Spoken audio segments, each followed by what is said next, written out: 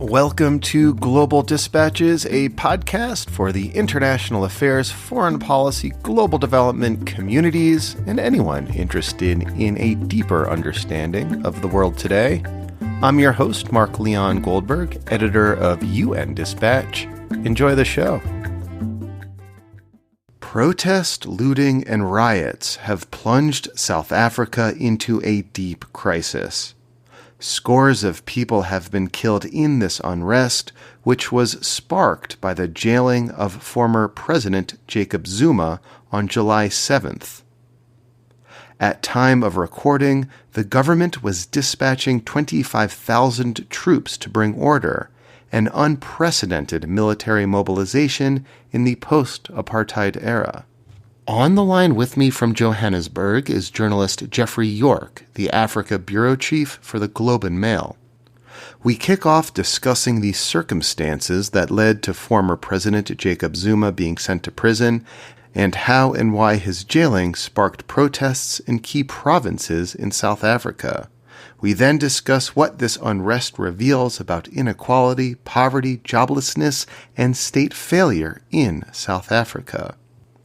At time of recording, this unrest and civil strife was still ongoing, though the expectation was, as Geoffrey York explains, that as these troops are deployed, a modicum of order will be brought to certain cities and towns that have experienced the worst of this crisis.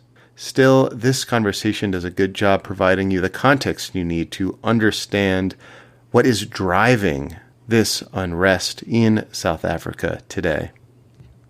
Before we start, as always, please send me your suggestions of people I should interview or topics I should cover, or let me know what else is on your mind. I do love hearing from you. I produce this podcast for you, the listener, so I really do appreciate and encourage you to send me your feedback. You can hit me up on Twitter at Mark L. Goldberg, or use the contact button on globaldispatchespodcast.com. And one last thing, I always love it when regular listeners of the show, like Geoffrey York, become guests on the show. That's how it's supposed to happen. We're building a community here. Anyway, here is my conversation with journalist Geoffrey York of the Globe and Mail. The South African government has set up a state inquiry into corruption. The term they use here is state capture. That means basically when elements of the state, including state-owned enterprises and government ministries and so on, have essentially been captured by corrupt forces. In this case, it was, as a lot of people know, it was primarily the well-known Gupta brothers from India who have been doing business in South Africa, became very close to Jacob Zuma, were in business with his son, and became incredibly influential and then incredibly wealthy as a result of this. So this inquiry into corruption was actually recommended a number of years ago by the Public Protector, which is a constitutional watchdog on corruption. And she had called for this inquiry to be held. And this was under the presidency of Jacob Zuma, who was president for 9 years until 2018 when he resigned. And under severe pressure, Mr. Zuma eventually agreed to this inquiry, and he actually signed the documents to put the inquiry into effect. So the inquiry has been going on for a couple of years and gathering a lot of powerful evidence about corruption in South Africa. And of course, at some point, it needed to talk to the former president himself because he really seemed to be at the heart of so much of the corruption allegations that the inquiry was hearing. And it has been very good about giving everyone a chance to give their side of the story. It's not a confrontational thing where it puts people on trial. It actually tries to get to the facts. So it puts people under oath. It asks them what's going on, what happened in those years. It asks them about the various evidence that they've gathered and investigated, and it gives cabinet ministers, former top officials, a chance to reply to that evidence and to give their side of the story. So it's actually been very fair and very balanced. But when it came time for Mr. Zuma to testify, he did testify at the beginning for a couple of days, but basically he did not really answer any questions. He simply gave a monologue talking about various conspiracy theories, how he felt like a victim, basically rambling on and on, giving his version of events, but not responding to any specific questions.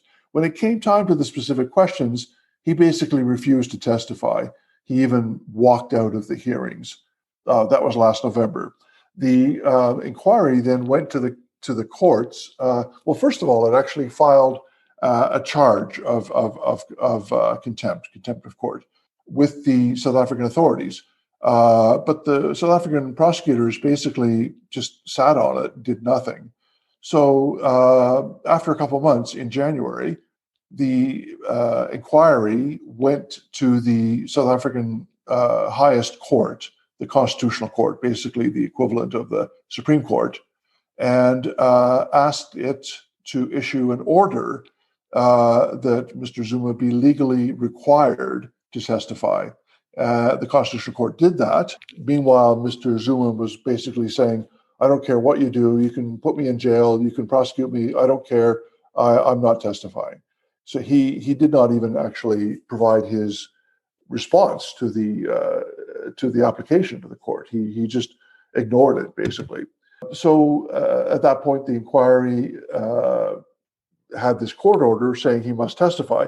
He still did not testify. He ignored the court order. So then the inquiry went back to the Constitutional Court and said he must be he must be given a jail sentence because of the seriousness of his refusal to obey the court orders. Basically like a contempt of court sort of thing. Yes, exactly. I mean, basically the principle from the inquiry is nobody is above the law. He's been given every possible chance. He is now defying the court orders of the highest court in the land. We can't allow someone to defy the courts and place themselves above the law. So it made this argument at the Constitutional Court, and a couple of weeks ago, the court agreed with the inquiry and issued a ruling that Mr. Zuma should be taken to prison for 15 months. Again, Mr. Zuma defied that, stretched it out, refused to go, refused to surrender until the very last minute, which was last Wednesday night. And basically late at night, the last possible minute, he agreed to be taken to prison, which is where he now is. So how was it then that going to jail sparked this massive nationwide protest? Well, it was not really a nationwide protest. I think that has to be clarified. It was a protest in a few areas of his stronghold, which is KwaZulu-Natal province. And what happened basically is, you have to consider that if you look at South Africa as a whole, the kind of explosive material has been gathering for many years. And all Zuma did was light a match, really, because the potential was always there. In fact, the kind of lawlessness, impunity, mob violence, widespread kind of crime and corruption, attacks on businesses and so on have been happening for many years in South Africa. And it's become a tactic for business groups and political groups in various locations in South Africa. And so when Mr. Zuma went to prison, his faction, I think, basically could see the writing on the wall that it had lost the internal power struggle within the African National Congress, the ruling party. It was now the losing faction. It was losing its traditional power.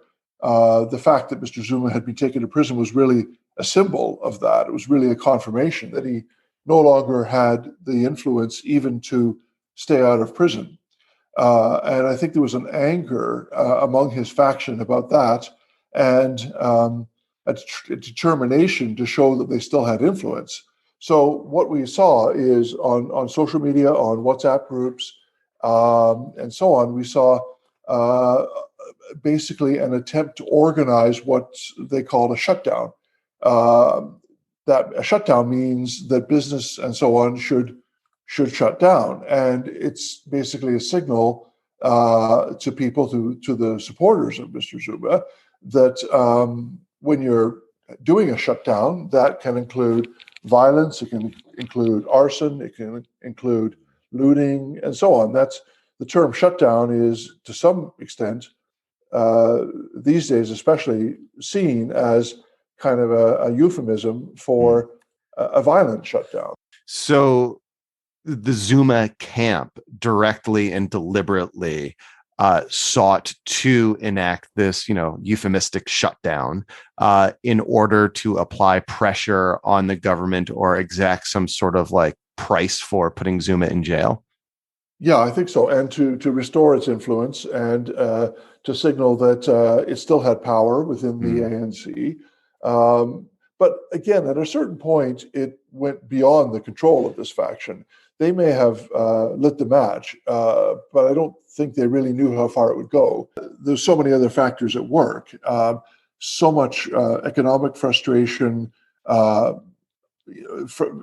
frustration over rising unemployment, a lack of economic hope, a lack of job opportunities, very severe inequality in the country.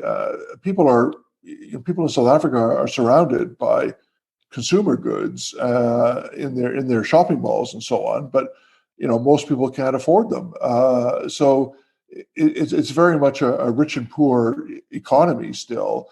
And that was another one of the key stimulating factors here. That kind of inequality that exists is probably worse in South Africa than any other country in the world, especially if you measure by standard measures like the Gini coefficient and so on. The World Bank did a study saying that South Africa had the most inequality in the world. So severe inequality was certainly one of the factors here. The protests began in KwaZulu-Natal, which includes the city of Durban, and it spread, though. Could you kind of take us through the sort of timeline of events as they have unfolded over the past week since the imprisonment of Jacob Zuma? Well, it certainly spread to Gauteng province, which is the economic heartland of the country where Johannesburg and Pretoria are located. But really, it's been only in those two provinces. Now, those are major provinces. I mean, two of the two most populous provinces in the country.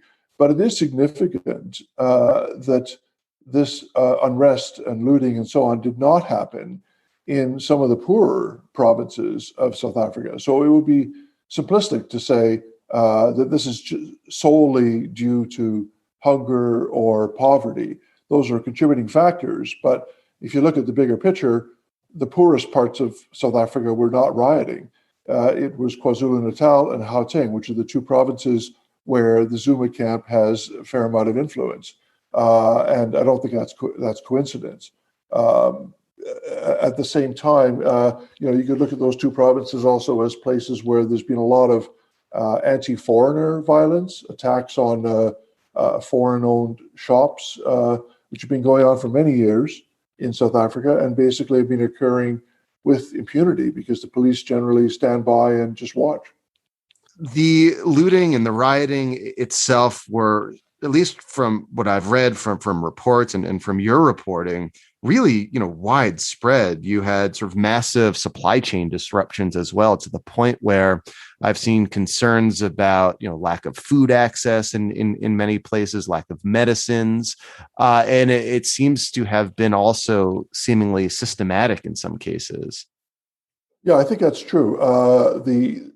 There seems to be evidence, again, from WhatsApp groups and social media that there was a targeting that went on. Certain shopping malls or stores, businesses were targeted. And it's not a coincidence that, one of the biggest targets was this area with a lot of warehouses on the outskirts of Durban. Durban being an ocean port and therefore receiving a lot of imported goods and having warehouses around the city to store those goods as they come in, and then sort of being a distribution hub for the rest of the country. So these big warehouses existed and were clearly targeted. Now, one question is, to what extent was that orchestrated? And to what extent was that simply people knowing where the most valuable goods were, and possibly the goods that might be possible to loot? And so you had very systematic looting and ransacking going on, where entire shopping malls were just completely gutted, everything stolen and then set on fire. So I think in total there was something like 200 shopping centers across South Africa, in KwaZulu-Natal and Gauteng provinces, that were ransacked and looted, and many of them set on fire as well. So it was quite large scale. And what has the government response been so far? Well, the biggest response, certainly on a historical level, is that they've sent in the military. Initially, they deployed 2,500 troops. That was on Monday. A couple days later, they doubled it to 5,000. And then late yesterday, they announced that the plan is to deploy 25,000 troops. Now, that's actually more than they really have available in terms of infantry troops. So a lot of that would be support personnel and reserves. And they may not actually hit that number. But 25,000 is a huge number. It would be probably a third of the entire armed forces. And it would certainly be the biggest deployment of the South African military since the end of apartheid. So it's a very big deal to have that kind of military deployment. And it really signals that the police have been incapable of controlling the situation. You know, you think back historically, it was only a decade ago that South Africa hosted the World Cup and hired a lot more police and was able to have a very successful World Cup with very few incidents of violence or anything that would really embarrass the country. It was a hugely successful World Cup. I almost bought a vuvuzela after watching that World Cup. That's right. So it was quite internationally acclaimed as being very successful. And at that time, South Africa greatly increased the number of police that it hired. And since then, the numbers of police have gone down. The budgets have been cut, and that's part of the problem, is that the police are just not really capable of dealing with a large-scale event of this kind. But at the same time, it has to be pointed out that too often the police have just stood idly by and watched as violence or looting has taken place for years, actually, not just in this latest incident. I mean, and that's a point you make in a recently published piece in the Globe and Mail, that there has been what you identify as this almost slow unraveling of the state that has taken place over the last several years. But you've had these incidents over the last several years. You describe, just like the slow scale looting of, say, train stations and the decimation of certain state functions that have, happened slowly over the last, several years. Yeah, and I think it all stems back to the economy. I mean, if the economy was growing, this kind of looting probably would not be happening, because people would have jobs, they'd have a sense of economic hope, there would be some optimism, but the economy has not been growing. It's now 6 consecutive years where per capita incomes have not been growing. So basically, GDP per capita has not grown or has declined for 6 years now. And meanwhile, unemployment has been increasing. So basically, you've got, young graduates of high school or university who have no prospect of jobs, or very little prospect, and that's contributed to this incredible frustration. At the same time, the government's debt has increased considerably, especially during the Zuma presidency. A lot of that money was really wasted. I mean, there was inflated corrupt contracts, excessive hiring in the public service, and really the money did not go to badly needed infrastructure or even essential maintenance for things like the electricity monopoly. So you've had this kind of slow motion crumbling of a lot of sectors of the state. Electricity, I mean, it's now been more than 10 years of frequent electricity power outages, which have come and gone depending on the situation. But the past 2 or 3 years, they've been happening at a fairly frequent pace again. And it's because of a lack of maintenance of the electricity system, where the monopoly, the state-controlled monopoly, has basically been spending a lot of its money on inflated contracts and corruption instead of maintenance. So I've been following your reporting, your work from South Africa, I don't know, for as long as I can remember. For as long as I've been doing this, I've been reading your reporting. I'm curious to learn from you what this moment has revealed to you about the nature of society or politics in South Africa. As a foreign correspondent who's been there for so long, what does this moment suggest to you about South Africa?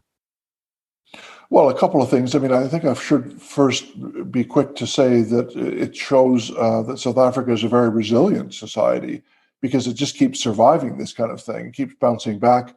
After the looting basically ended, there's been all over the country, all over the Gauteng and KwaZulu-Natal provinces, there's been massive cleanup efforts, volunteer efforts to reopen stores, to clean up the messes, to restore business, and so on. So it has to be said, it's a very resilient society that has gone through a lot and has always managed to keep going.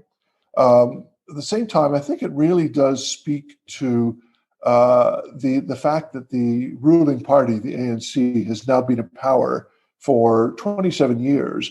It shows no sign of giving up power. The opposition has been ineffective. Both of the two major opposition parties are just not very popular at all. They're showing no signs of real significant growth. So that means that the ANC knows that it's going to be staying in power.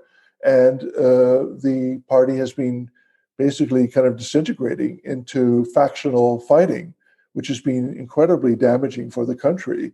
So you have politicians within different factions in the ANC fighting for power and putting themselves ahead of the country and doing huge damage to the country. And I think that's, the danger of having one party in power for 27 years and not feeling any fear of losing power. Lastly, in the coming weeks and months even, what will suggest to you how this situation may unfold, whether or not there will be like some sort of reckoning, or whether things will go back to normal, or whether conflict and crisis will escalate? Well, I think that's the key question, because even if it's now becoming clear that this particular crisis will get resolved. If you mobilize 25,000 soldiers, you're probably going to get a grip on things, and that seems to be what's happening now. But the real question is, will it happen again?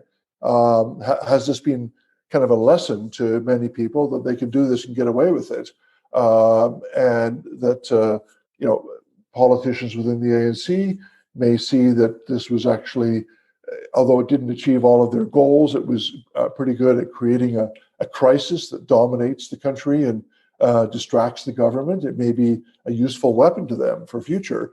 And many ordinary people may also see that that there's not very many arrests from looting. I mean, there has been more than 1,000 arrests, but there's been clearly many tens of thousands of people participating in the looting.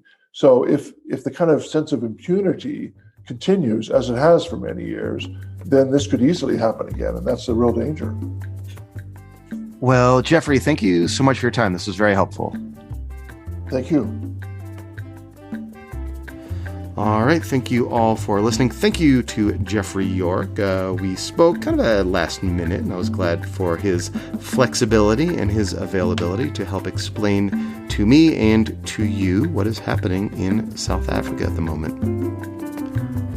All right. We'll see you next time. Thanks. Bye.